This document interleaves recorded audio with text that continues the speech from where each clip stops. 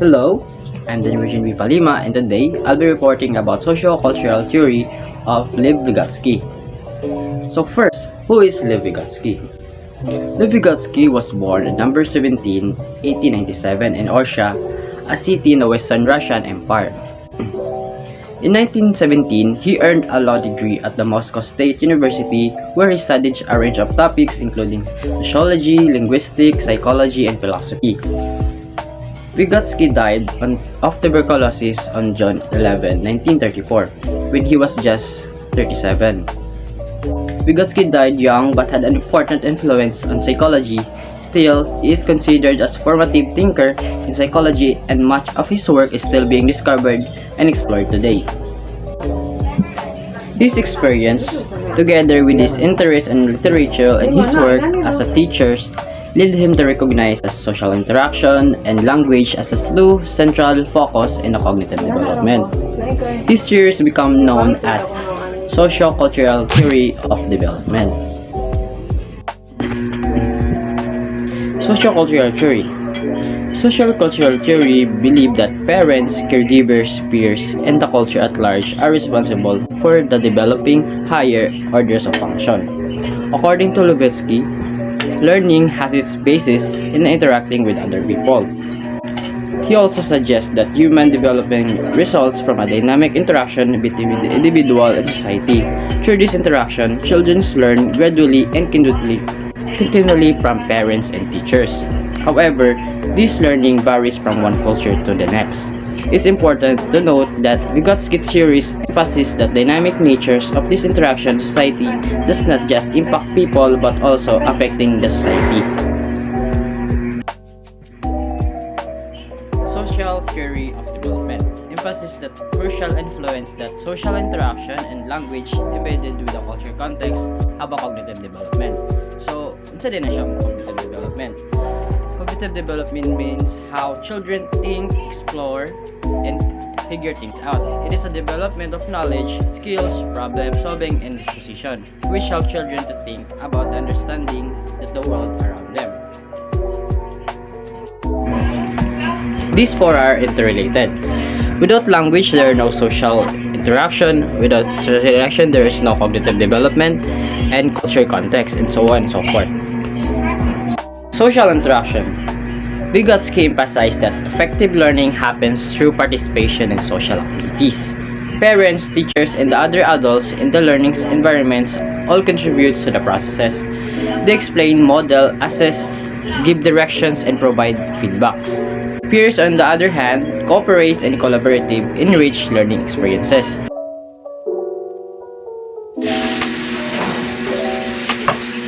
Language is one of the central focus on sociocultural theory. So we all know that language is used every day. Language can be viewed as a verbal expressions of culture. Here in the Philippines, we use many language dialects such as Tagalog, Butuanon, Bisaya, Ilocano, and so on. Every culture has a word it needs to for lifestyle. It opens for the door for learners to acquire knowledge. It is used to know that understand the world and solve problems.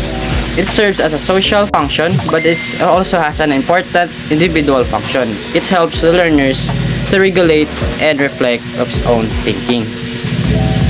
In language, there is we call private speech. So what is private speech? Private speech is a form of self-talk that guides the children thinkings and action. So Vygotsky sees private speech as means for children to plan activities and strategies, and therefore the aid of their development. Private speech is regulated of behavior. Language, therefore, as an accelerator of thinking and understanding. So children tend to do this to guide themselves and to grow up their actions. Vygotsky believed that the children who engage in large amount of private speech are more likely competent than the children who do not usually extensively. Children use private speech most often during intermediate difficulties tasks because they are attempting to self-regulate by verbally and planning, organizing their thoughts.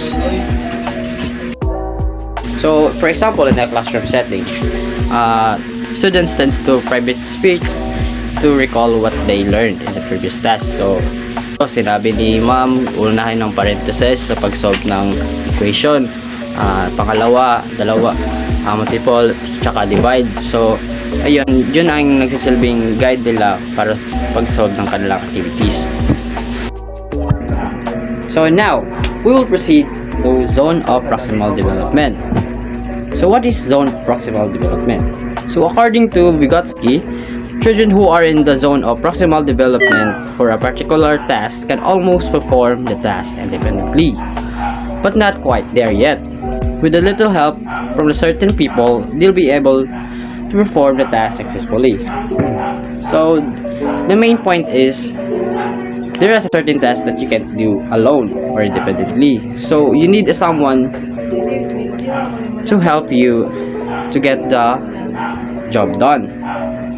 Zone of actual development refers in which the children may perform a certain level of competency and she may not immediately profit of it. So the second is zone of proximal development. This refers to the difference between what child can accomplish alone and what or she can accomplish with the guidance of the others. For example, in this picture, a 5-year-old child knows how to ride tricycle, but can't ride bicycle with 2 wheels, unless his father holds onto her back on his bike.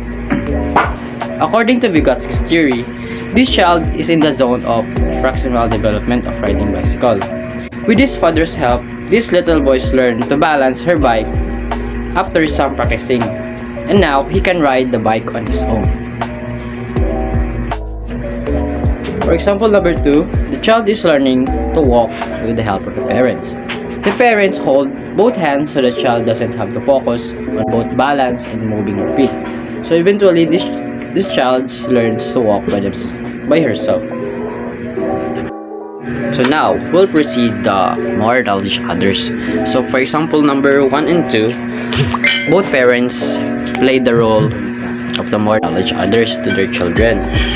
So it is a person who has a greater knowledge and skills than the learners. Often this is an adult such as parents, teachers who provides educational opportunities such as guidance instructions within a child's zone proximal development.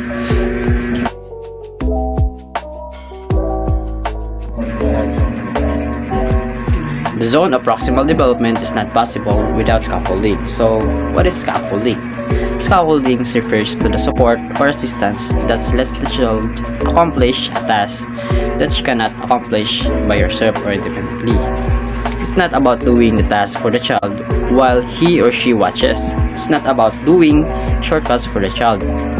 It should involve judicious assistance given by the adult or peer that child can move to the zone actual to the zone of proximal development.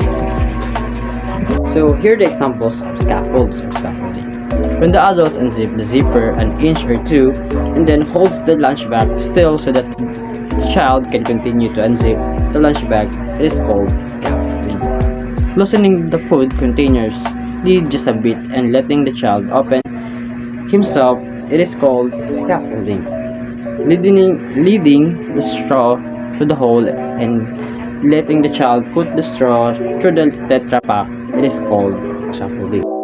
So this will be the end of our discussion. See you in the next one. Thank you for listening. Bye.